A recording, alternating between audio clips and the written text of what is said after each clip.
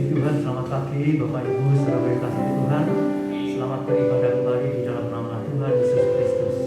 Kita gunakan lagi kesempatan yang Tuhan berikan untuk memuji menyembah Tuhan dengan penuh ucapan syukur atas pemeliharaan Tuhan dalam firman kita. Mari kita nyanyikan pujian segala sesuatu dari Dia.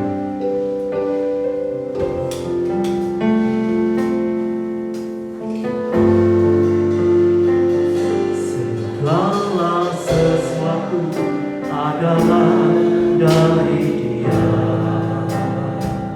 Segala sesuatu diperbuat oleh Dia. Segala sesuatu hanya kepada Dia. Segala kemuliaan segala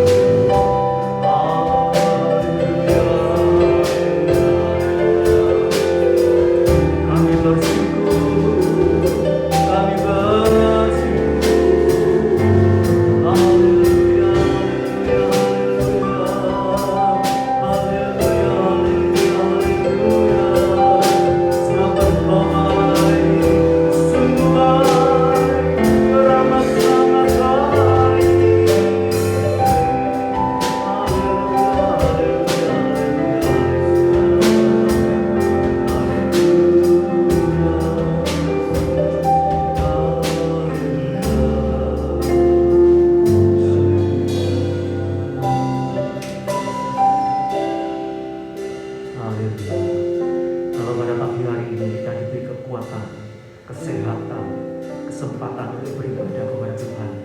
Itu bukan kebetulan, itu kasih karunia Tuhan untuk kita. Haleluya. Tuhan sudah menyelamatkan kita, menjaga, melindungi kita.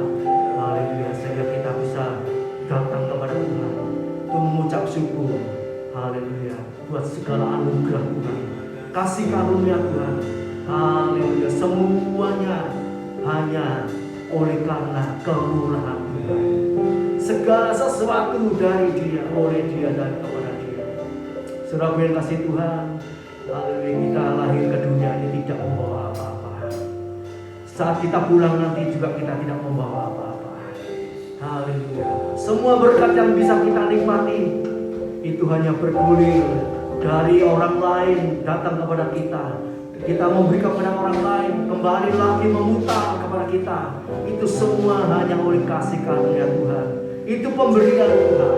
Sebab itu mari saudara, kita persembahkan tubuh kita pada pagi hari ini sebagai korban yang hidup, yang kudus, yang berkenan kepada Tuhan.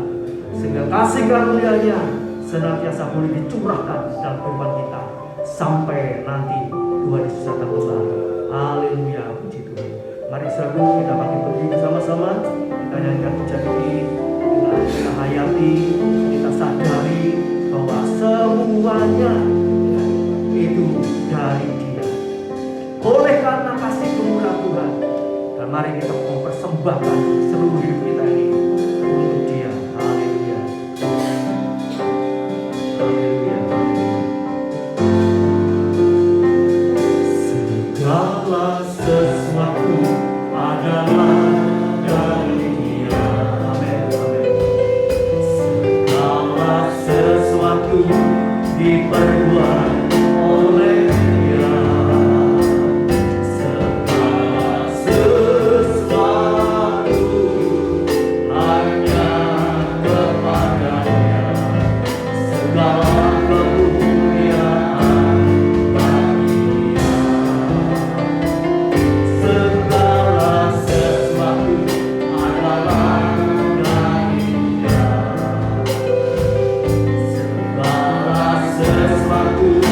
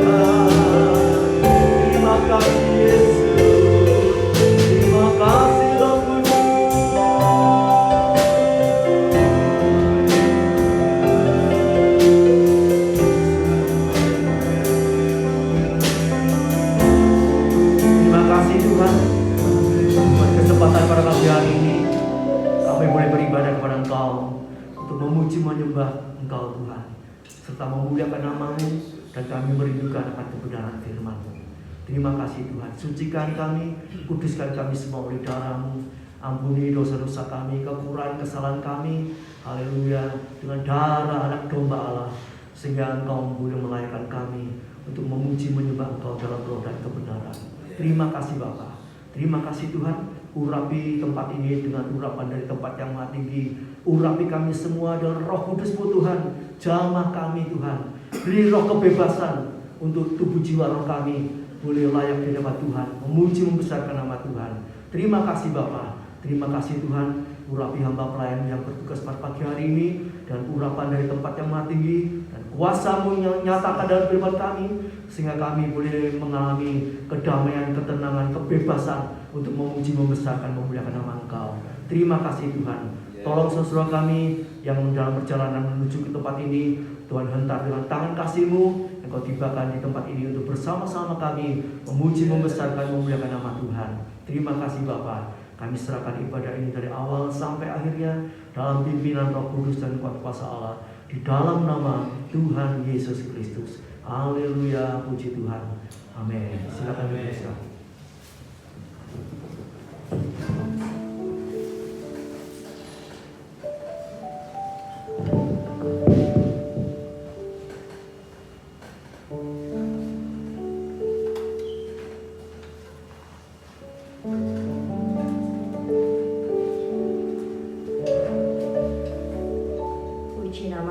Selamat pagi Bapak Ibu Saudaraku yang dikasihi oleh Tuhan. Shalom. Shalom. Mari bersama-sama di pagi hari ini kita mau datang kepada Tuhan, karena kasih-Nya, kesetiaan-Nya selalu dinyatakan dalam kehidupan kita. Bahkan pagi ini saat kita datang untuk menyembah Tuhan, bersyukur kepada Tuhan, Tuhan hadir bagi setiap kita. Ada amin? Amin. Kita naikkan satu pujian.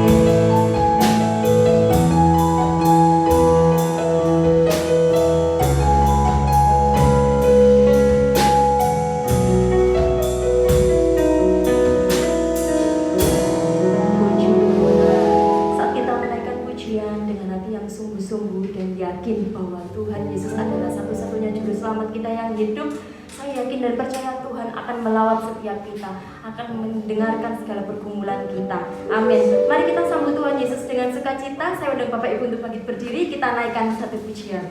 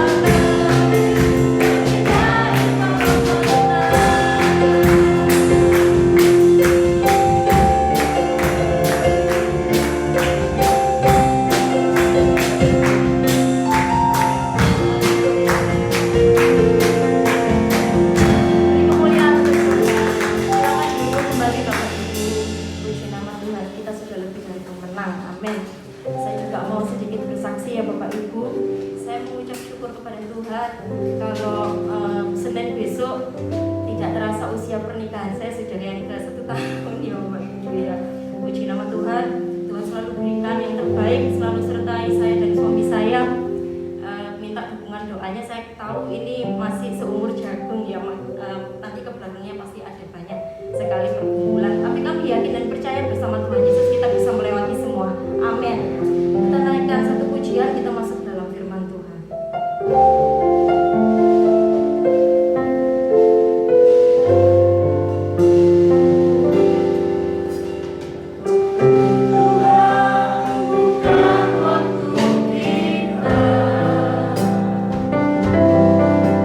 Jangan sesali keadaannya.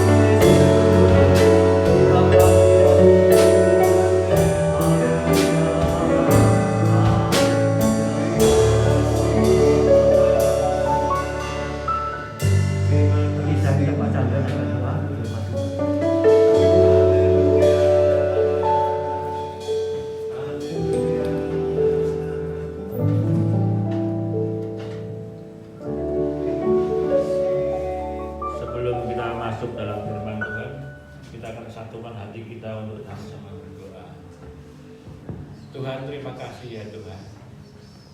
Kami yakin dan percaya Tuhan bahwa dalam setiap apapun yang kami alami dalam kehidupan ini bukan suatu hal yang kebetulan ya Tuhan. Dengan iman percaya kami penuh ya Tuhan, kami serahkan seluruh sisa kehidupan kami teristimewa di hari-hari yang semakin jahat ini ya Tuhan. Kami mengucap syukur kalau Tuhan berikan kesempatan kembali kepada kami ya Tuhan, untuk ditaburi dengan kebenaran firman-Mu ya Tuhan. Kami serahkan seluruh acara pertengahan hingga akhirnya ke dalam tangan-Mu. Tuhan, pakai hamba-Mu ya Tuhan, yang Tuhan akan titipkan pesan-pesan buat kami ya Tuhan, untuk kami tetap bertumbuh, berbuah-buah Tuhan, teristimewa dengan di sekeliling kami ya Tuhan, di mana begitu banyak hari-hari ini pengajaran-pengajaran yang sesat ya Tuhan, banyak pengajaran yang membingungkan ya Tuhan. Di era zaman digital ini Tuhan, di mana begitu banyak pengajaran yang diberikan sehingga banyak yang bisa kami dengarkan ya Tuhan. Tapi biarlah Roh Kudus-Mu menyertai kami semua anak-anak-Mu ya Tuhan, teristimewa jemaat tempat ini ya Tuhan. Yang bukan suatu hal kebetulan Tuhan gembalakan di tempat ini, kiranya Tuhan berikan kami hikmat-Mu, pengetahuan-Mu ya Tuhan, untuk kami semakin bertumbuh dan berbuah-buah ya Tuhan. Terima kasih Tuhan, terima kasih atas setiap hamba-hamba-Mu yang sudah melayani tempat ini. Kiranya Tuhan berkati kami semua dan seluruh jemaat di tempat ini agar semakin indah dan berkenan di hadapan-Mu Tuhan. Kami siap mendengar firman-Mu, kami siap Tuhan tegur ya Tuhan, dan kami siap untuk Tuhan perbaiki untuk hari-hari yang lalu yang mungkin kurang benar. Kiranya Roh Kudus menyertai dan mengurangi kami semua. Pakai hamba-Mu untuk menyampaikan semua kebenaran firman-Mu ya Tuhan. Terima kasih Tuhan. Di dalam nama Tuhan Yesus kami sudah berdoa dan mengucap syukur. Amin.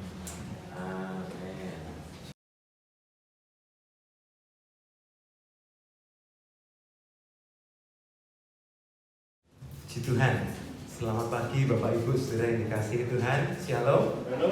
Shalom. Tuhan Yesus baik. Amin. Amin. Haleluya. Saudara yang dikasihi Tuhan, kita percaya kalau pagi ini kita bisa ada sebagaimana kita ada, itu semua karena anugerah Tuhan. Amin saudara ya. Tuhan Yesus baik. Tuhan beri kesempatan buat kita hari demi hari, biar kita terus berjalan dalam kehendaknya Tuhan. Pagi ini saudara, kita akan sama-sama lagi melanjutkan dari seri doa Bapa Kami saudara ya. Kalau minggu yang lalu kita sudah sama-sama belajar tentang doa Bapa Kami, dan pagi ini kita mau sedikit lagi melanjutkan saudara ya. Minggu lalu kita sama-sama ambil satu judul, yaitu Dikuduskanlah Namamu. Seringkali kita kutip doa Bapa Kami itu, Bapa Kami yang di sorga, tetapi kadang kita melupakan bagian berikutnya, yaitu dikuduskanlah namamu. Minggu yang lalu kita sudah belajar, dan pagi ini kita mau sedikit lagi melanjutkan saudara ya. Mari kita buka Alkitab kita sama-sama dalam Matius pasal yang ke-6. Kita akan baca sama-sama ayat yang ke-9 sampai ayat yang ke-13.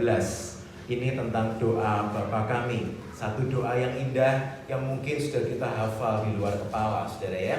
Tetapi biar ini juga menjadi pengertian dan menjadi pola doa kita bersama. Kita akan sama-sama baca dalam Matius 6 ayat yang ke-9 sampai ayat yang ke-13. Saya bacakan, begini firman Tuhan.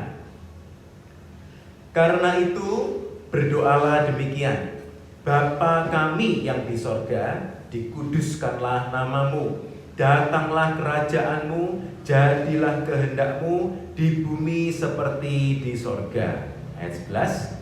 Berikanlah kami pada hari ini makanan kami yang secukupnya, dan ampunilah kami akan kesalahan kami, seperti kami juga mengampuni orang yang bersalah kepada kami. Dan janganlah membawa kami ke dalam pencobaan, tetapi lepaskanlah kami daripada yang jahat, karena Engkaulah yang empunya kerajaan dan kuasa dan kemuliaan sampai selama-lamanya. Jemaat Tuhan sama-sama katakan amin. Amin. Puji Tuhan. Slide berikutnya. Saudara yang dikasihi Tuhan, minggu yang lalu kita sudah sama-sama melihat bahwa ketika saudara dan saya berdoa, kita disuruh memanggil Dia Bapa Kami yang di sorga. Saya ingat satu guru sekolah Alkitab saya pernah berkata begini saudara ya. Ketika kita disuruh memanggil Dia Bapa, Tuhan itu ingin kita itu begitu dekat dengan Dia, saudara ya.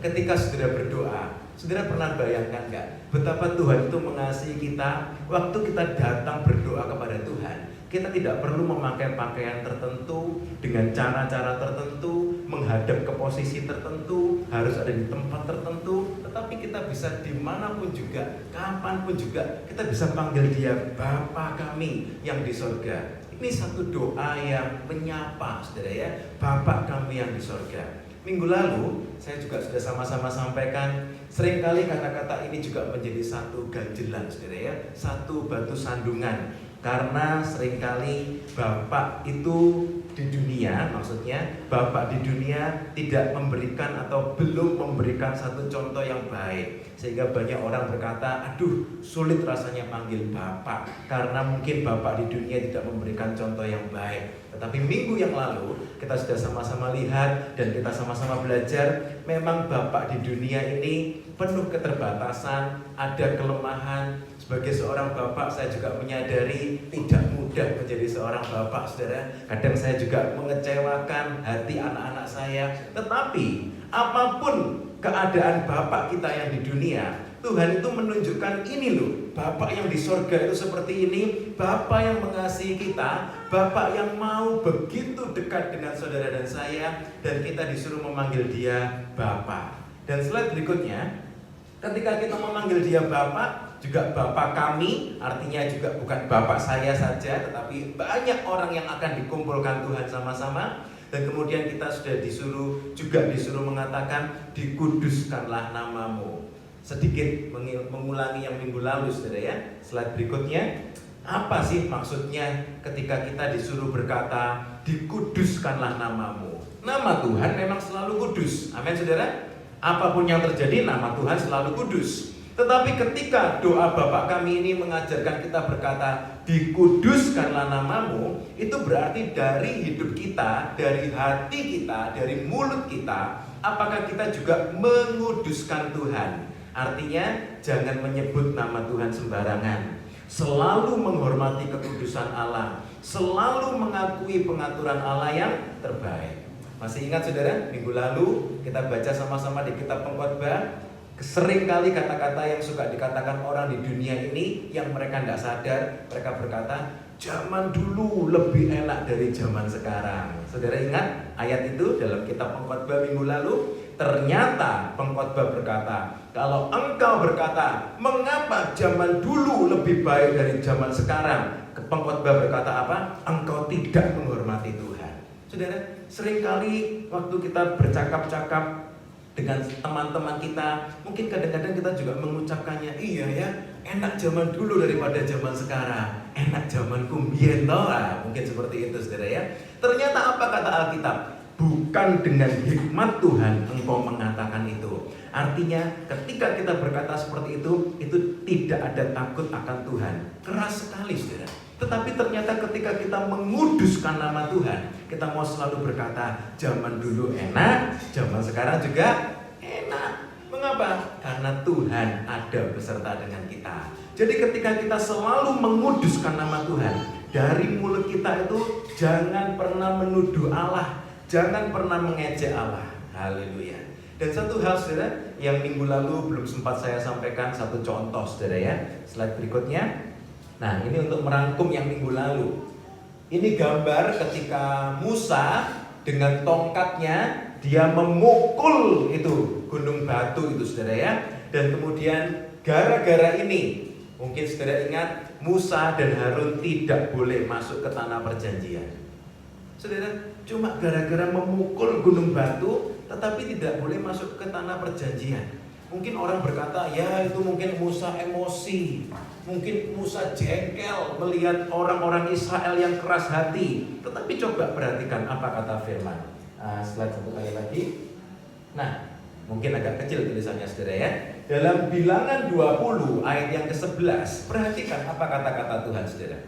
Sesudah itu Musa mengangkat tangannya lalu memukul bukit batu itu dengan tongkatnya 2 kali. Maka keluarlah banyak air sehingga umat itu dan ternak mereka dapat minum. Tetapi Tuhan berfirman kepada Musa dan Harun, karena kamu tidak percaya kepadaku dan tidak menghormati kekudusanku di depan mata orang Israel. Itulah sebabnya kamu tidak akan membawa jemaah ini masuk ke negeri yang akan kuberikan kepada mereka. Dalam bagian yang lain dikatakan, karena kamu tidak menghormati kekudusan namaku. Saudara, ternyata ketika orang beriman gagal, sekali lagi, ketika orang beriman itu gagal menguduskan nama Tuhan dalam hidupnya, apa yang terjadi? Rencana Tuhan itu bisa merosot. Bayangkan saudara, Musa itu sudah membawa orang Israel keluar dari Mesir lewat padang gurun. Gara-gara Musa tidak menguduskan nama Tuhan, rencana Tuhan itu mulai merosot. Saudara, kalau kita ternyata dalam hidup kita juga tidak menguduskan nama Tuhan, mungkin rencana Tuhan juga makin lama makin merosot, saudara. Sebab itu oleh anugerah Tuhan kita belajar dalam bulan ini tentang doa Bapa Kami. Kita belajar menguduskan namanya Tuhan. Dari mulut kita selalu berkata, Tuhan, kayaknya kondisinya tidak enak Tuhan, tapi saya mau tetap berkata, puji Tuhan. Tuhan, mungkin saya tidak terlalu mengerti, tapi saya mau tetap berkata, Tuhan Yesus baik. Itu namanya terus menguduskan Tuhan. Tuhan, zaman ini kayaknya tambah sulit Tuhan, penuh tantangan, tapi saya mau tetap berkata, bersamamu saya mau lewati semuanya. Itu namanya menguduskan Tuhan senantiasa, saudara ya. Tidak pernah berkata salah tentang Tuhan. Nah, itu yang sudah kita pelajari minggu lalu. Kalau saudara ingin mendengarkan lebih lagi, puji Tuhan sekarang di zaman ini ada YouTube, saudara ya. Jadi saudara bisa mengulanginya lagi. Nah, mari pagi ini kita sama-sama melangkah lebih lagi, saudara, dalam poin yang berikutnya, slide berikutnya. Ya, terima kasih. Di situ dikatakan, datanglah kerajaanmu, jadilah kehendakmu. Saudara, ini doa yang diajarkan Tuhan Yesus, saudara ya. Satu pola doa. Doa Bapa Kami itu doa yang menyapa Bapa, dan doa yang mempersatukan Bapa Kami yang di sorga. Artinya, Tuhan, saya bersama-sama dengan anak-anak-Mu yang lain, saya berseru Bapa Kami yang di sorga, dikuduskanlah namamu. Dan kemudian kita sekarang melihat, datanglah kerajaan-Mu. Apa maksudnya di balik ini, saudara ya? Slide berikutnya. Saudara, ketika Tuhan berkata, datanglah kerajaan-Mu, umat Tuhan, murid-murid Tuhan, saudara dan saya, kita diajar untuk menanti-nantikan kerajaannya Tuhan. Dalam kata lain, kita disuruh berkata, Maranatha. Apakah ketika saudara berdoa, saudara berkata, Tuhan, datanglah kerajaan-Mu, datanglah kembali ya Tuhan, datanglah lekas-lekas. Coba kita cek, saudara.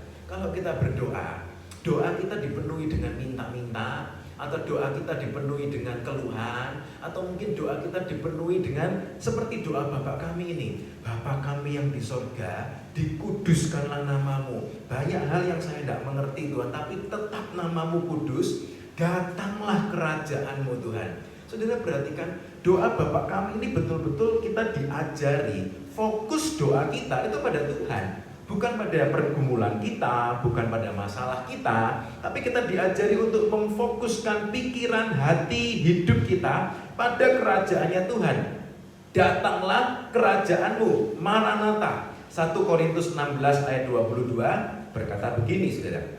Siapa yang tidak mengasihi Tuhan, terkutuklah ia. Dan kemudian disambung kata-kata Maranatha. Tidak ada di slide, saudara ya. Saudara bisa lihat di ayatnya 1 Korintus 16 ayat 22. Sekali lagi, siapa yang tidak mengasihi Tuhan, terkutuklah ia. Kemudian disambung Maranatha. Artinya apa? Ada dua orang, ada dua macam orang.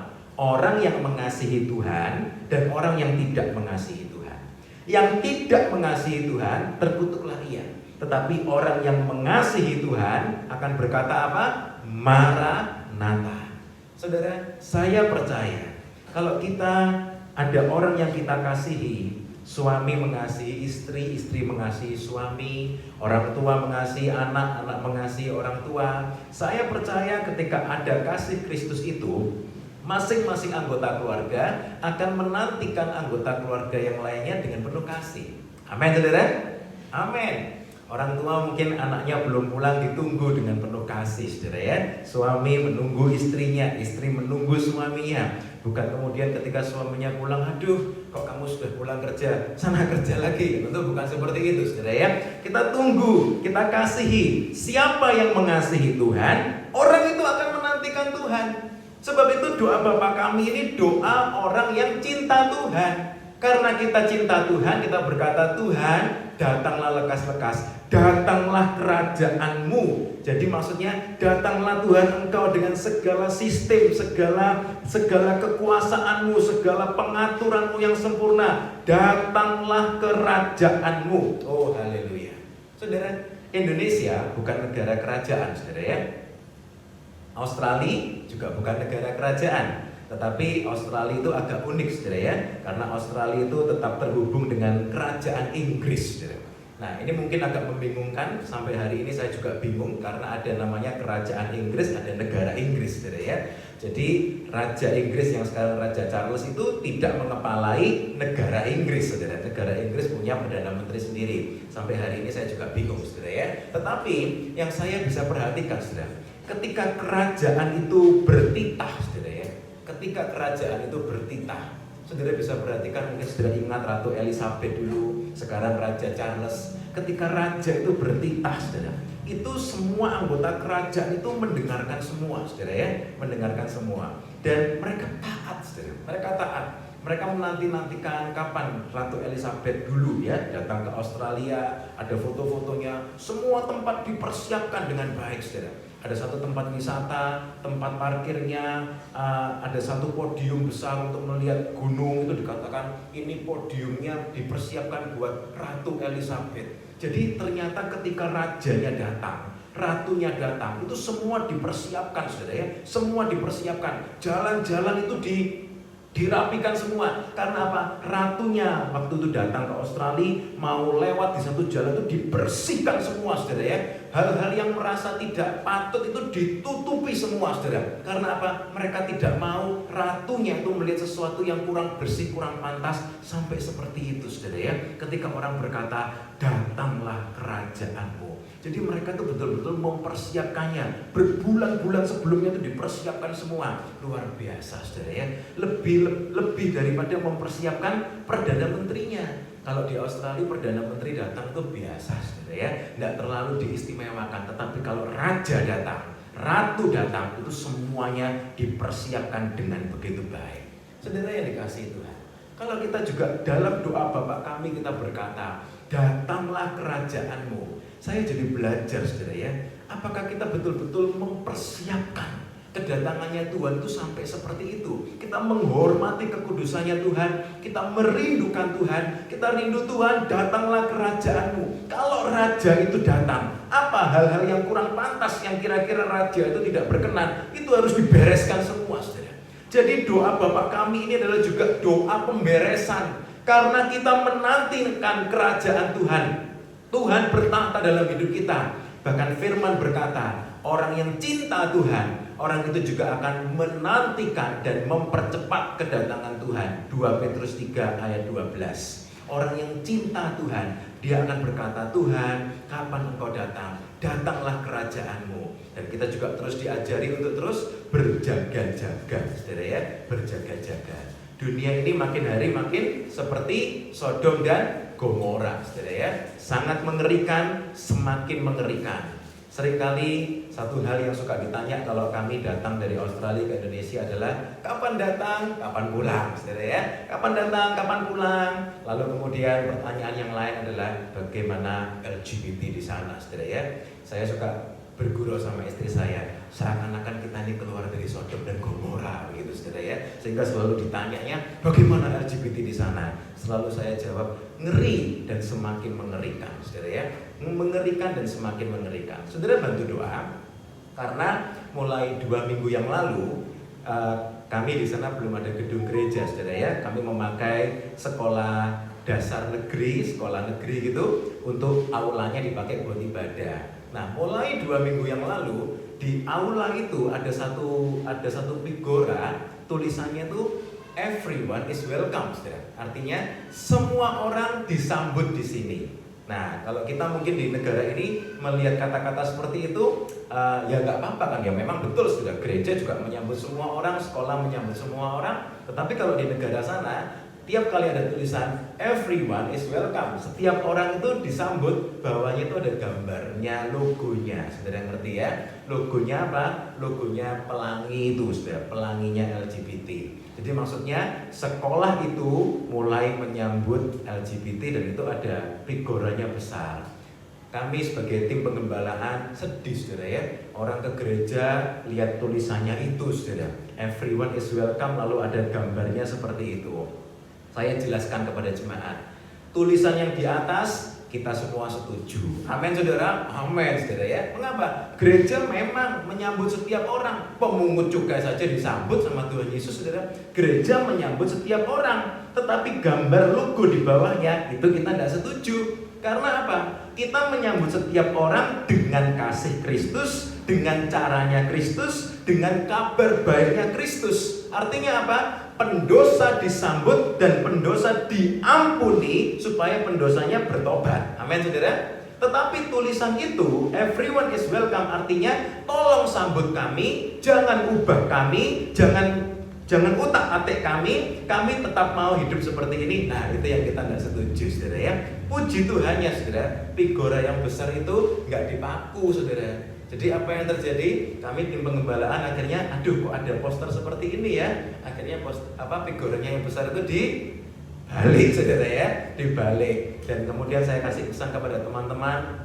Waktu minggu lalu kami sudah di Surabaya, saya kasih pesan kalau figurannya masih belum dipaku, dibalik saja tidak apa-apa. Karena apa? Kita tidak setuju dengan gambar yang di bawahnya. Setiap orang kita sambut, tapi dengan caranya Kristus. Saudara, hari-hari ini tekanan itu ada di mana-mana. Saya tidak tahu apakah figura itu rencananya akan dipasang di tempat yang tinggi, dipaku. Kalau sudah dipaku ya saya tidak tahu nanti Tuhan beri hikmat apa lagi, saudara ya. Tetapi sekarang mumpung figuranya bisa dibalik, ya selalu kita balik, saudara. Tetapi itu yang terjadi. Dunia ini makin lama makin jahat. Dunia ini makin lama makin seperti Sodom dan Gomora, saudara. Semakin lama makin seperti Sodom dan Gomora. Sehingga rasa-rasanya itu mengerikan sekali. Jijik, saudara. Melihat hal-hal yang seperti itu, jijik. Kami sedang berdoa bergumul, saudara ya. Tahun depan anak kami masuk ke SMP. Kalau memang keterima di tempat yang jauh berarti harus naik kereta. Naik keretanya aman, saudara. Tapi kemudian di dalam kereta itu ada macam-macam, saudara ya. Saudara ngerti maksud saya macam-macam. Seringkali saya kalau berangkat untuk ada pertemuan dan yang lainnya, saya juga naik kereta. Kalau sudah naik kereta duduk di depan ternyata ada orang-orang yang seperti itu sangat menjijikan, saudara ya, sangat menjijikan. Pilihannya apa? Pindah ke gerbong kereta sebelah. Tapi kalau di gerbong kereta sebelah juga ada seperti itu, mesti pindah lagi. Lah kalau di mana-mana ada, bisa-bisa anak saya pergi ke sekolah, pulang ke sekolah cuma jalan-jalan dari gerbong yang satu ke gerbong yang lain terus, saudara. Kasihan, saudara ya. Nah, tetapi itulah kenyataannya, saudara. Kenyataan yang ada, yang dilihat setiap hari, bahwa dunia ini makin lama makin jahat. Mari kita sama-sama berjaga-jaga dan kita terus berdoa. Tuhan, Bapa kami yang di sorga, dikuduskanlah namamu, datanglah kerajaanmu. Tuhan, dunia ini makin kacau, Tuhan. Tapi saya mau terus berdoa, datanglah kerajaanmu. Dan bagaimana kita menanti-nantikan Tuhan? 1 Korintus 11 ayat 26 itu berkata, kita itu terus harus ingat, datanglah kerajaanmu. Dan sambil menanti-nanti itu, kita terus aktif sampai Tuhan itu datang. Ada satu ayat yang indah yang selalu kami bacakan di gereja, di tempat kami melayani di sana setiap kali perjamuan kudus, saudara ya. Dan ayat itu berkata begini, 1 Korintus 11 ayat 26. Mengapa gereja Tuhan melakukan perjamuan kudus? Dalam perjamuan kudus itu ada pesan akhir zaman. 1 Korintus 11 ayat 26 berkata begini. Sebab setiap kali kamu makan roti ini dan minum cawan ini, perhatikan, setiap kali kamu makan roti ini dan minum cawan ini, kamu memberitakan kematian Tuhan sampai Ia datang.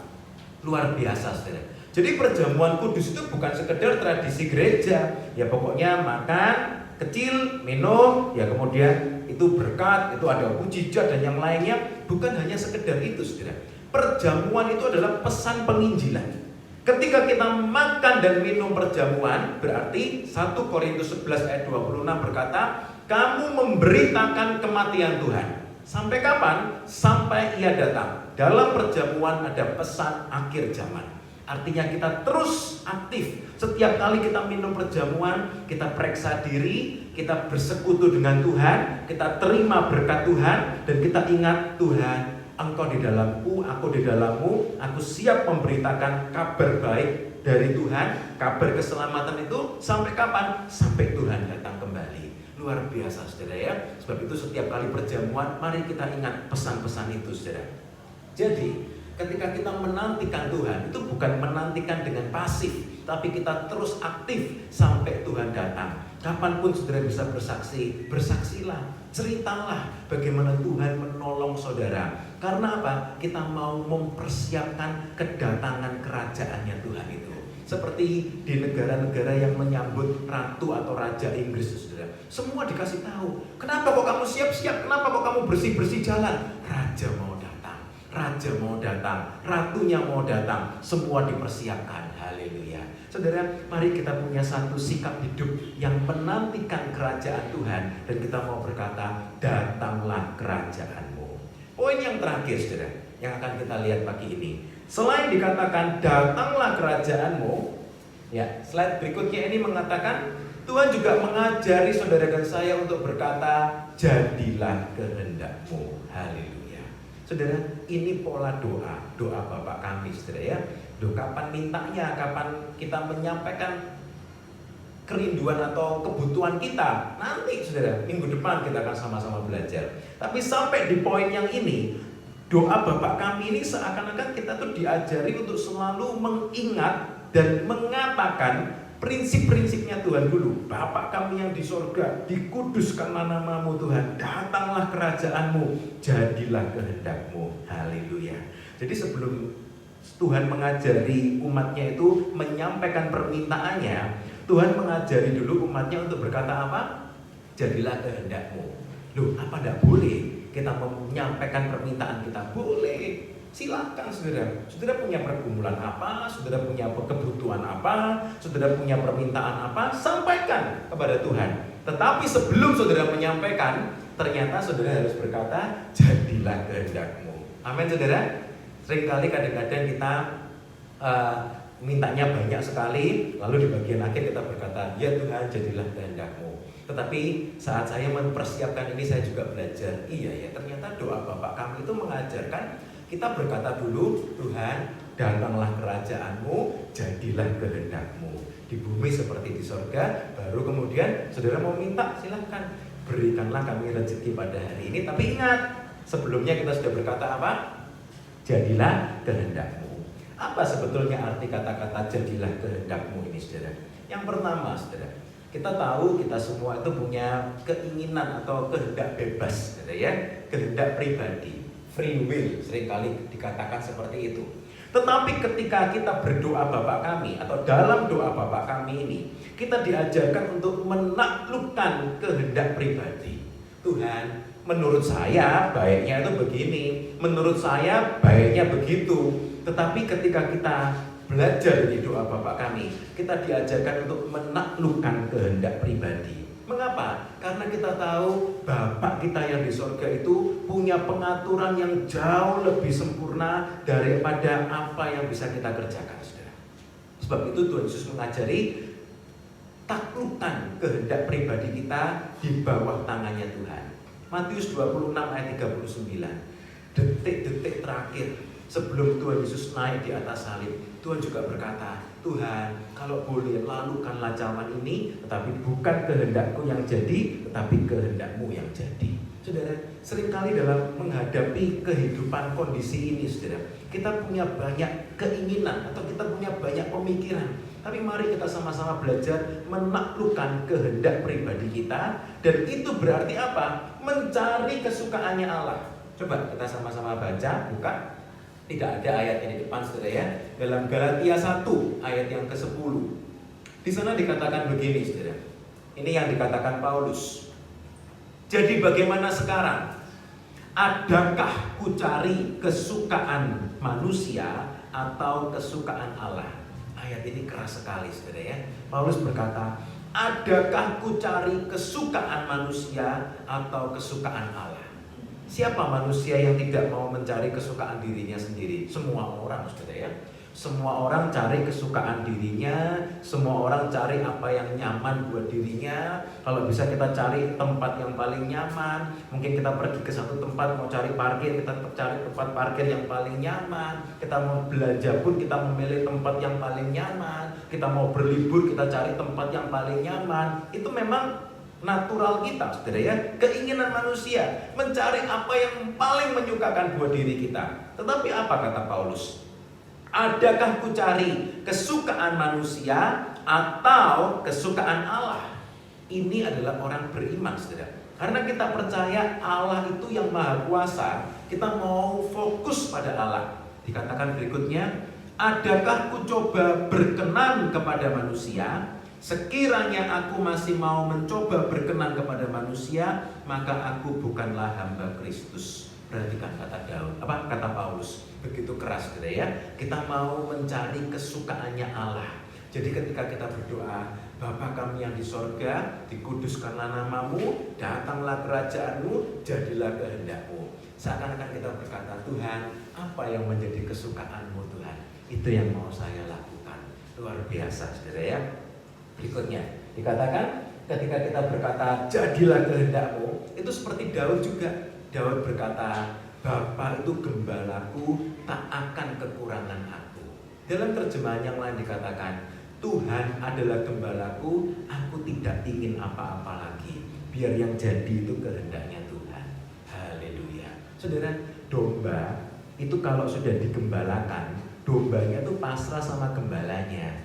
Domba mungkin punya kehendak sendiri, tapi domba yang mau digembalakan, domba itu akan berkata, Gembala, apapun yang jadi kehendakmu, monggo, silakan dilakukan. Saya siap untuk mengikut. Karena apa? Domba itu percaya gembalanya pasti membawa ke padang yang berumput hijau. Amin saudara. Gembalanya akan membawa ke air yang tenang. Kalau sekarang sedang melewati lembah yang kelam, domba itu tetap berkata, jadilah kehendakmu. Mengapa? Karena sedang dibawa lewat lembah yang kelam, bahkan lembah bayang-bayang maut. Tapi domba-domba itu percaya gembalaku pasti tidak akan berhenti di lembah yang kelam, pasti akan sedang terus melangkah menuju ke padang rumput yang hijau, ke air yang tenang. Haleluya.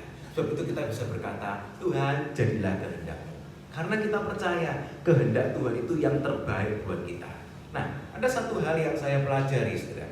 Ketika kita berdoa jadilah kehendakmu, kata-kata jadilah itu punya arti kata menyatu saudara, menyatu. Contohnya seperti dalam Roma 7 ayat 3 sampai ayat yang keempat, itu kata-katanya juga sama. Jadilah itu diterjemahkan menjadi menyatu, menjadi satu. Saya bacakan saudara ya, dalam Roma 7 ayat yang keempat dikatakan begini. Roma 7 ayat yang keempat. Sebab itu saudara-saudaraku, kamu juga telah mati bagi hukum Taurat oleh tubuh Kristus, supaya kamu menjadi milik orang lain. Nah, itu menjadi satu dengan orang lain, yaitu Kristus, yaitu milik Dia yang telah dibangkitkan dari antara orang mati, agar kita berbuah bagi Allah. Ini seperti pernikahan, saudara. Kalau ayat yang ketiga, di sana dikatakan, selama suaminya hidup, ia dianggap berzina kalau ia menjadi istri laki-laki lain. Tetapi jika suaminya telah mati, ia bebas dari hukum, sehingga ia bukanlah berzina kalau ia menjadi istri laki-laki lain. Ayat 4, sebab itu saudara-saudaraku, kamu juga telah mati bagi hukum Taurat oleh tubuh Kristus, supaya kamu, nah dalam terjemahan dikatakan, menikah dengan Kristus. Jadi seakan-akan Paulus itu menjelaskan gereja atau umat Tuhan itu dengan hukum Taurat itu bersatu dalam perjanjian lama. Bersatu seperti suami istri, tetapi kemudian hukum Taurat itu mati. Dan kemudian Kristus datang sehingga gereja itu menjadi satu dengan Kristus, menikah dengan Kristus. Itu ada di banyak bagian di Alkitab, saudara ya. Dan kata-kata itu juga dikatakan sama, menjadi satu, jadilah kehendakmu, menyatu dengan kehendak Tuhan, menikah dengan kehendaknya Tuhan. Itulah gereja, saudara.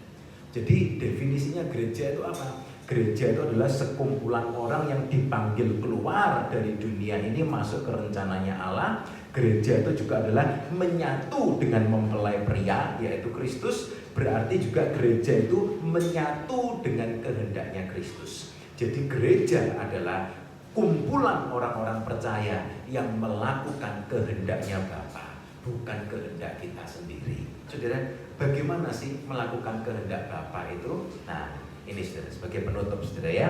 Dalam Yakobus 4 ayat 15 sampai ayat yang ke-16. Di sana dikatakan begini. Pada prakteknya kita melakukan kehendak Bapa itu seperti apa? Yakobus 4 ayat 15, saya bacakan.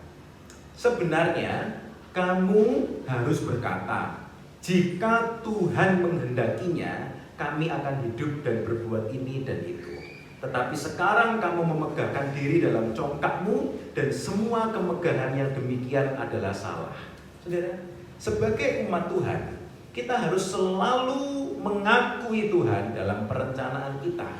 Sehingga kalau kita mau berencana ini dan berencana itu, kita mau berkata, jika Tuhan menghendakinya, kami akan hidup dan berbuat ini dan itu. Atau dalam terjemahan lama dikatakan, insya Allah. Jadi mengatakan insya Allah itu Alkitabiah, saudara ya.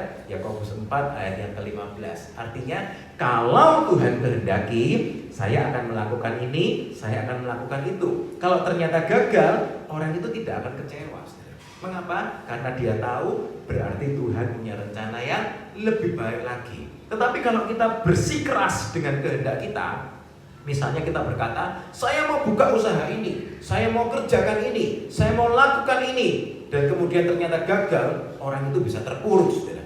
Orang itu bisa kecewa, orang itu bisa pahit hatinya. Mengapa? Karena dia merasa, saya sudah punya rencana, tapi ternyata kok gagal. Nah, Alkitab mengajarkan, Tuhan mengajarkan, kalau kita berdoa, itu jangan doa yang congkak, saudara ya. Yakobus 4 ayat 16. Orang yang memegahkan diri dalam congkaknya dan semua kemegahan yang demikian adalah salah. Karena orang itu selalu berkata, saya mau kerjakan ini, saya mau kerjakan itu, dan seterusnya. Tetapi sebagai umat Tuhan, kita mau selalu berdoa, Tuhan jadilah kehendakmu. Kalau Tuhan kehendaki, nanti tahun ini saya mau punya rencana begini. Kalau Tuhan kehendaki, saya punya perencanaan, kami sekeluarga punya rencana begini dan begitu, dan seterusnya. Mengapa saudara? 5 menit ke depan itu bukan milik kita. Amin saudara ya. Tidak ada yang tahu 5 menit ke depan itu terjadi apa. Tapi dari hati kita harus senantiasa sadar, Tuhan jadilah kehendakmu, bukan kehendakku. Tuntun kami Tuhan. Dan biar itu juga selalu jadi doa kita saudara ya. Setiap malam saya dan istri kalau berdoa, sejak kita menikah kita punya perjanjian saudara ya. Tiap malam kita doa gantian. Loh kan kamu pendetanya harus berdoa tiap malam. Oh enggak, harus gantian saudara doanya ya. Dan kemudian sejak malam pernikahan pertama, saya sudah ngomong sama istri saya, kamu mau doa yang tanggal ganjil atau tanggal genep gitu saudara ya. Dan kemudian dia bersuka cita, dia bilang tanggal ganjil aja. Oke, tanggal ganjil. Setelah akhir bulan ternyata istri saya baru menyadari, oh ternyata lebih banyak doanya saudara ya. Habis tanggal 31, tanggal 1 berdoa lagi saudara. Kalau doa syafaat kalau malam itu panjang sekali. Saya bilang sama istri saya, enggak apa-apa, doa yang banyak. Kan kalau di gereja saya yang doa banyak. Jadi kalau malam istri saya yang doa lebih banyak saudara. Nah, setiap kali kita berdoa, kita selalu berdoa saudara, Tuhan, kalau Tuhan kehendaki, kalau boleh Tuhan ini kerinduan kami. Jadi maksudnya apa saudara? Kita punya perencanaan. Kita diberi Tuhan otak, diberi Tuhan kemampuan untuk berpikir, berencanalah, nggak apa-apa saudara. Tetapi kita mau serahkan semuanya dalam tangan Tuhan. Saudara, menyiapkan anak sekolah buat tahun depan, saudara, tentu harus dipersiapkan dengan baik saudara ya. Nak mau sekolah di mana? Kamu mau sekolah yang seperti apa? Dan kemudian kita sama-sama doakan, punya beberapa pilihan. Saudara, kita sama-sama doakan, kalau kehendak Tuhan yang mana? Tanya kehendak Tuhan. Tuhan, biar kehendakmu yang jadi, bukan kehendak saya. Sebab itu mari saudara, kita sama-sama belajar menaklukkan kehendak kita. Saudara punya rencana apa tahun ini? Saudara punya ide apa? Saudara mungkin dalam pekerjaan, dalam usaha, dalam bisnis, dalam keluarga. Saudara punya rencana apa? Mari kita serahkan dalam tangannya Tuhan. Kita berdoa, Tuhan biar kehendakmu yang jadi. Saya tutup saudara dengan satu gambar saudara ya. Nah ini gambar peta. Ini menceritakan tentang perjalanannya Paulus. Ada satu hal yang sangat unik, saudara. Ini caranya Tuhan menuntun Paulus dalam perjalanannya yang kedua, saudara ya. Kisah ini, saudara bisa baca di Kisah Rasul pasal yang ke-16, mulai ayat 16 dan seterusnya. Saya tidak bacakan semua, nanti terlalu panjang, saya beritahu kepada saudara. Ketika Paulus melakukan perjalanannya, Paulus berkata, aku ini seperti tawanan roh, begitu saudara ya. Dan kadang Paulus mendengar dengan jelas harus ke kota ini, kadang Paulus tidak dengar. Ketika Paulus tidak mendengar pimpinan Tuhan secara audible, apa yang dikerjakannya? Pakai pikiran yang sudah diberikan Tuhan. Caranya bagaimana saudara? Saudara mungkin tidak kelihatan, dari bagian bawah itu setelah di Ikonium dan di Listra, satu kota Ikonium dan di Listra, kemudian berikutnya kemana Tuhan? Tidak ada pimpinan saudara ya, tidak ada diberitahu pergilah ke kota ini, itu tidak. Tapi kemudian Paulus bersama dengan timnya, mereka berpikir itu di Asia itu lebih ramai saudara ya. Jadi saudara tahu Eropa dan Asia itu kan jadi satu saudara. Jadi waktu itu habis dari daerah Eropa atau yang sekarang disebut Asia kecil, daerah Turki dan lain-lainnya itu, Paulus itu sudah berpikir untuk menyeberang ke Asia. Coba waktu itu Paulus ke Asia, mungkin Indonesia sudah jadi Kristen duluan, mungkin saudara ya, saya nggak tahu. Tetapi waktu itu karena tidak ada pimpinan, Paulus dan timnya berpikir ya paling dekat berikutnya ya ke Asia. Tapi ternyata ketika mau masuk ke Asia, Alkitab mengatakan Roh Kudus mencegah mereka, jangan masuk ke Asia dulu, saudara ya. Nah, Tuhan itu memimpin seperti itu, tidak memberikan damai sejahtera. Akhirnya mereka berhenti, tidak melanjutkan. Tapi uniknya, Tuhan mencegah ke Asia, tapi Tuhan tidak bilang kamu ke kota yang lain saja. Tuhan tidak bilang, saudara. Tuhan cuma bilang mau masuk ke Asia, rasanya mungkin perasaan hatinya Paulus juga sama timnya itu mereka merasa nggak sejahtera gitu. Oke, jangan masuk ke Asia dulu. Lalu kemana? Tuhan tidak memberi pimpinan, saudara ya. Mau masuk ke Asia, di gambar ini tulisannya no, jangan masuk ke Asia. Oke, kalau gitu ya terus dilanjutkan ke Frigia, ke Galatia. Kemudian mau masuk ke daerah Bitinia kalau tidak salah waktu itu, saudara ya, di daerah atas. Mau masuk ke sana, Tuhan juga bilang lagi no, tidak boleh. Tidak diberikan damai sejahtera. Nah, terus kemana Tuhan? Ke sini enggak, ke sana enggak. Sabar, kamu berdoa. Tuhan, yang gampang kan Tuhan bilang aja kemana nanti saya nurut. Tuhan tidak bilang, saudara. Tuhan tidak bilang. Jadi seakan-akan ada jalan 3 pilihan. Paulus ke sini, no. Paulus ke sini, no lagi. Tidak boleh. Kemudian akhirnya Paulus coba yang ke sini dengan penuh kerendahan hati. Oke Tuhan, ini tidak sejahtera. Yang ke sini sudah dicoba, tidak sejahtera juga. Apakah yang ke sini? Tidak ada suara apa-apa. Akhirnya Paulus terus jalan, saudara ya, sampai ke Troas, sampai ke Samotrake, saudara. Kemudian disitulah kemudian Paulus mendapat penglihatan ada orang dari daerah Makedonia itu melambai-lambai. Sebab itu kemudian Paulus menulis di Kisah Rasul itu, dengan melalui penglihatan itu mereka diteguhkan, berarti kami ke sana. Dan kalau saudara tahu, begitu sampai ke daerah Makedonia, itu kota yang pertama itu kota Filipi, saudara ya. Sampai di kota Filipi yang terjadi bukan kesuksesan, yang terjadi adalah Paulus masuk ke penjara. Saudara, Tuhan ke Asia nggak boleh, ke daerah Galatia, daerah atas waktu itu juga tidak boleh. Dipimpin ke Filipi. Di Filipi ternyata yang terjadi masuk penjara. Tapi justru di Filipi itulah Paulus melihat bagaimana Tuhan bisa membuat gempa bumi untuk melepaskan Paulus dari belenggunya. Akhirnya gereja di Filipi terbentuk, saudara ya. Ada jemaat di Filipi. Itu ceritanya seperti itu. Ceritanya bagaimana Tuhan memimpin Paulus untuk melakukan kehendaknya. Jadi sebagai kesimpulan, saudara, kita semua mau sama-sama belajar merendahkan hati kita. Amin, saudara. Untuk kita belajar mengerti kehendaknya Tuhan, itu kita belajar merendahkan hati. Seringkali orang bertanya, bagaimana sih caranya mendengarkan suaranya Tuhan? Langkah pertama, rendahkan hati kita, saudara. Tuhan mau saya kerjakan yang mana? Mungkin hari-hari ini saudara ada yang dalam persimpangan jalan. Mungkin saudara ada yang harus mengambil keputusan. Mari dengan penuh rendah hati kita sama-sama berdoa. Mungkin menurut saudara, sama seperti menurut Paulus, kelihatannya Asia ini paling efektif. Di sana mungkin banyak orang, ini marketnya begitu bagus seperti itu, saudara. Mungkin pemikiran kita seperti itu. Tetapi ketika mau masuk ke situ, Tuhan katakan jangan kecewa, jangan marah, tetap kuduskan nama Tuhan. Tuhan, ini prospeknya itu lebih baik masuk di Asia, lebih rame, lebih banyak orang di sana. Tapi jangan masuk situ dulu. Nanti ada waktunya. Seperti lagu tadi, saudara. Ada waktu Tuhan itu yang terbaik. Tuntun, Tuhan tuntun, Tuhan tuntun. Hari-hari ini saya dan istri juga terus berdoa, saudara ya. Kalau saudara ingat mungkin dulu pertama kali saya memutuskan untuk jadi full time, itu karena saya rindu untuk mengajar, saudara ya. Karena saya ditumbuhkan di sekolah Alkitab, rindu untuk mengajar. Hari-hari itu banyak yang perlu diajar di sekolah Alkitab, Elisa, saudara. Sampai akhirnya saya terbeban, oke, saya mau masuk jadi full time. Setelah full time mengajar terus kira-kira 3 tahun waktu itu, saudara, saya masih ingat pagi di kantor gereja, malam mengajar sekolah Alkitab, jarang-jarang ketemu anak saya yang pertama itu Jeremy itu, saudara ya, ketemu sudah malam gitu, saudara. Dan kemudian akhirnya Tuhan pimpin ke Sydney. Di Sydney tidak ada yang bisa diajar, saudara ya, karena tidak bisa buka sekolah Alkitab dan yang lain-lainnya. Dan kemudian saya dan istri berdoa, Tuhan, kalau ini tahun-tahun pertama kita berdoa, Tuhan, kehendak-Mu apa Tuhan?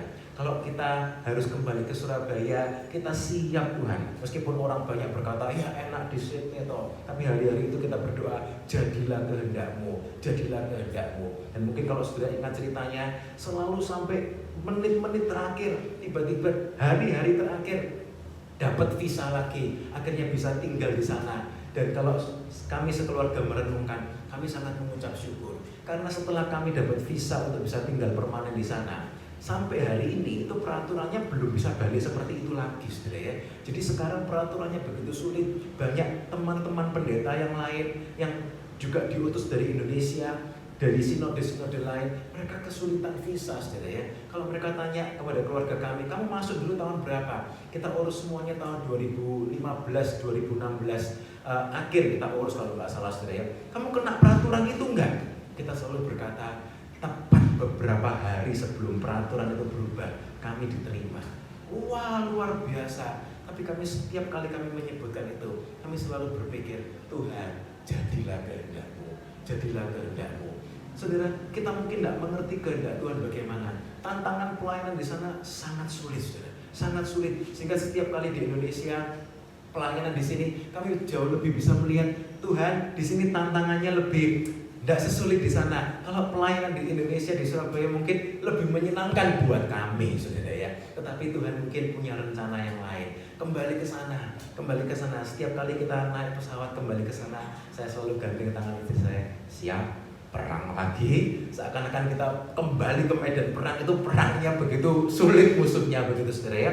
Penguasa-penguasa di udaranya kelihatannya aman, tapi tantangannya itu begitu banyak. Tantangannya begitu banyak. Tetapi kita mau sama-sama belajar, Tuhan, jadilah kehendak-Mu. Amin, saudara. Mari sebagai slide yang terakhir, kita mau sama-sama lihat. Ini doa yang sudah kita sama-sama pelajari. Bapa kami yang di sorga. Ini doa yang menyapa, doa yang mempersatukan umat Tuhan.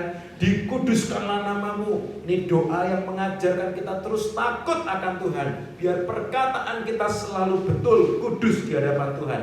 Datanglah kerajaan-Mu. Nantikanlah Tuhan. Jadilah kehendak-Mu, bukan kehendak kita, biar kehendak Tuhan yang jadi.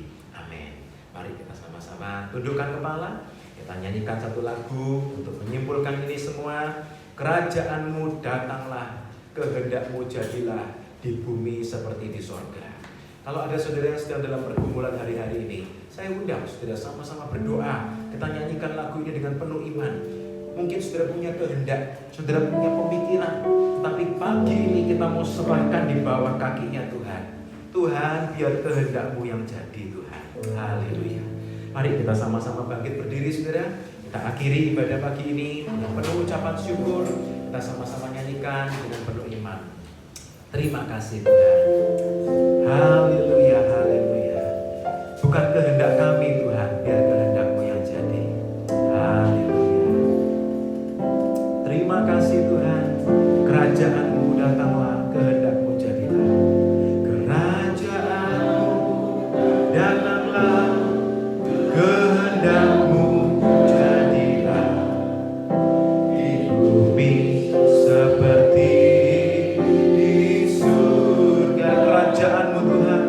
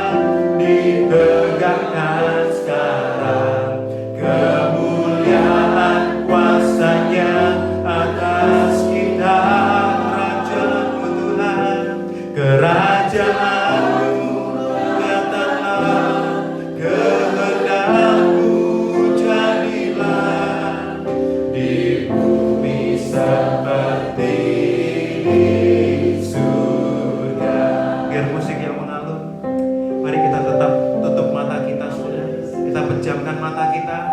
Sambil kita sembah Tuhan, kita sama-sama renungkan. Tuhan, apakah hidupku ini melakukan kehendak-Mu atau kehendak-Ku yang jadi? Apakah aku ini orang yang keras hati? Apakah aku ini orang yang tinggi hati? Tetapi firman-Mu pagi ini mengingatkan, biar kita rendah hati seperti Paulus. Kita mau menaklukkan kehendak pribadi kita di bawah kehendaknya Tuhan. Dan kita mau berkata, Tuhan, biar kehendak-Mu yang jadi. Apapun yang terjadi Tuhan, kehendak-Mu itu yang terbaik buat kami. Kami percaya Tuhan, pimpinan-Mu, tuntunan-Mu itu yang terbaik. Sekalipun mungkin sakit buat daging kami, sekalipun mungkin tidak nyaman buat kami, tapi kami percaya Tuhan, Tuhan sedang mengerjakan yang terbaik. Haleluya. Kalau hari-hari ini saudara ada dalam persimpangan jalan, saudara sedang ingin mengambil keputusan, mintalah pimpinannya Tuhan. Rendahkan hatimu di bawah pimpinannya Tuhan. Dan biar kita sama-sama katakan, Tuhan, biar kehendak-Mu yang jadi Tuhan. Biar kehendak-Mu yang jadi Tuhan. Kalau mungkin selama ini kita bersikeras dengan kehendak kita pribadi, mari kita datang di bawah kaki Tuhan. Kita rendahkan hati kita. Kita katakan, ampun Tuhan, kalau aku keras hati. Tuhan, ampuni aku Tuhan, kalau aku terlalu tinggi hati Tuhan. Tetapi pagi ini Tuhan, aku mau merendahkan hatiku di hadapan-Mu Tuhan. Biar kehendak-Mu yang jadi Tuhan. Kerajaan-Mu datanglah, kehendak-Mu jadilah. Oh haleluya, haleluya. Kalau ada saudara yang sedang dalam pergumulan, dalam keputusan-keputusan hidupmu, saudara yang sedang dalam pergumulan untuk mengerti kehendaknya Tuhan, taruh tangan kananmu di dada. Kita akan doa sama-sama. Oh haleluya, haleluya. Oh Tuhan, Kau lihat setiap kami anak-anak-Mu Tuhan. Saat kami tidak mengerti Tuhan, saat kami kesulitan untuk mengerti jalan-jalan-Mu, tapi kami mau tetap berkata pagi ini Tuhan, dikuduskanlah nama-Mu Tuhan. Engkau tidak pernah salah Tuhan. Kehendak-Mu itu yang terbaik buat kami. Terima kasih Tuhan. Kami berdoa buat setiap anak-anak-Mu yang sedang dalam persimpangan jalan, yang sedang perlu untuk mengambil keputusan Tuhan. Mari Engkau yang pimpin Tuhan. Lembutkan hati kami, lembutkan hati kami Tuhan. Tundukkan Tuhan ambisi kami, tundukkan keinginan kami di bawah rencana-Mu Tuhan, di bawah kehendak-Mu Tuhan. Kami percaya rencana-Mu itu yang terbaik, pengaturan waktu-Mu itu yang terbaik. Kami mau terus berkata, dikuduskanlah nama-Mu, datanglah kerajaan-Mu, jadilah kehendak-Mu di bumi seperti di sorga. Terima kasih Tuhan.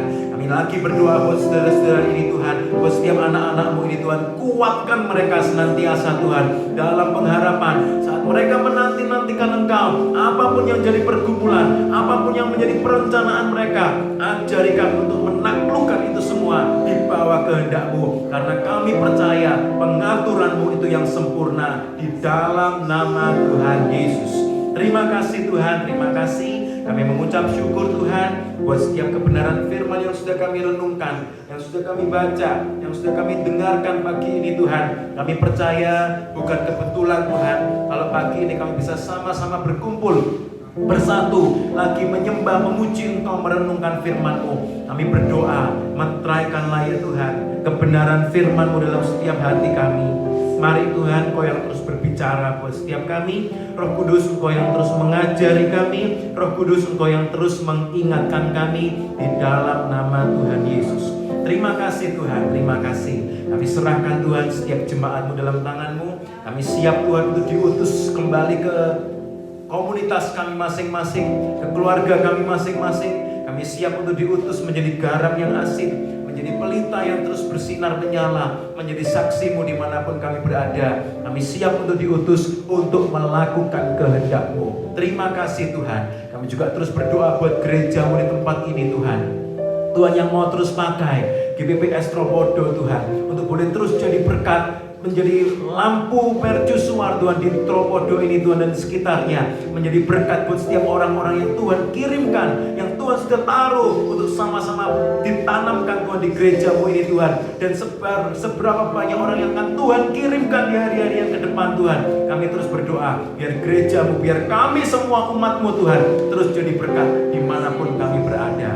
Terima kasih Tuhan, terima kasih. Kami mengucap syukur buat semuanya. Setiap hamba-hambamu yang sudah melayani, baik yang kelihatan, yang tidak kelihatan Tuhan, guru-guru sekolah minggu, Tuhan yang juga berkati. Kami juga mendoakan Tuhan buat anak-anak sekolah minggu, buat generasi penerus Tuhan di tempat ini.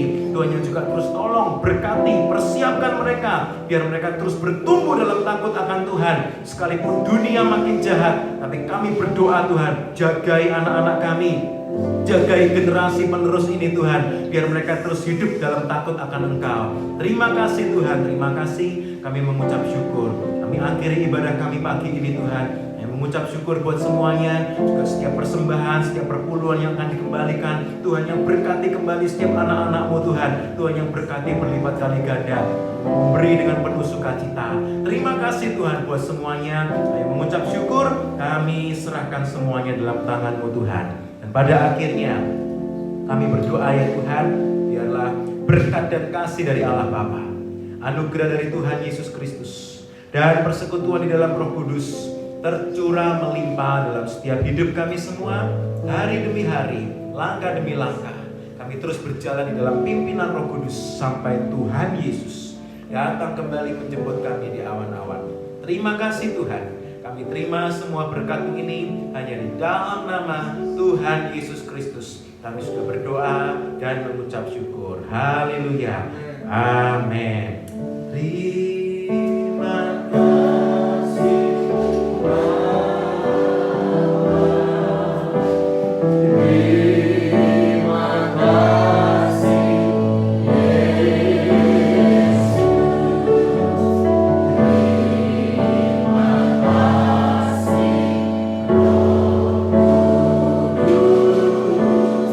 Terima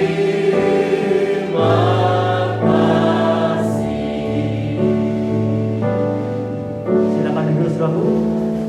Kita akan menerima sedikit berkat ya, yang Tuhan berikan lewat ulang tahun. Silakan duduk. Lewat ulang tahun anak Jamie ya, yang genap berusia 12 tahun ya.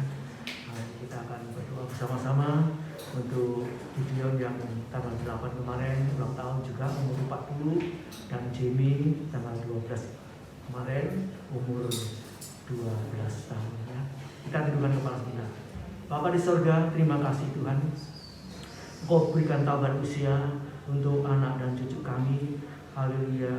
Kiranya Tuhan senantiasa memberikan kasih sayang-Mu, kasih karunia-Mu untuk segala keperluan kehidupannya, juga untuk pelayanan anak Gideon. Tuhan, hari kami yakin dan percaya Engkau memberikan hikmat-Mu, urapan juga kuasa-Mu, untuk boleh bertahan, untuk boleh senantiasa taat setia pada firman-Mu, memberitakan kebenaran firman-Mu Tuhan.